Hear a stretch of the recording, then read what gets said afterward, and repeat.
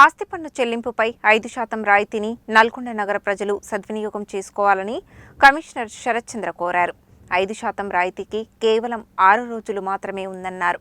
నల్గొండ నగరపాలక సంస్థ కమిషనర్ శరత్చంద్ర శుక్రవారం మీడియాకు ఒక ప్రకటన విడుదల చేశారు.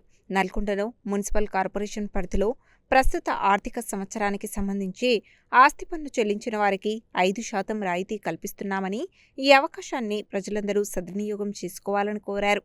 ప్రజలు సమయానికి పన్నులు చెల్లించడం ద్వారా నగర అభివృద్ధికి దోహదపడాలని కోరారు.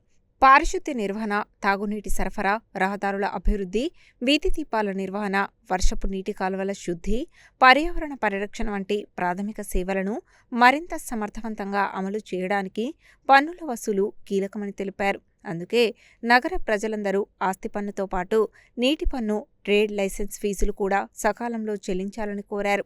ప్రజల సహకారం లేకుండా నగర అభివృద్ధి సాధ్యం కాదని, ప్రతి పౌరుడు తమ బాధ్యతగా ముందుకు వచ్చి పన్నులు చెల్లించడం ద్వారా నల్గొండ నగరాన్ని మరింత పరిశుభ్రమైన, అభివృద్ధి చెందిన నగరంగా తీర్చిదిద్దడంలో భాగస్వాములు కావాలని విజ్ఞప్తి చేశారు.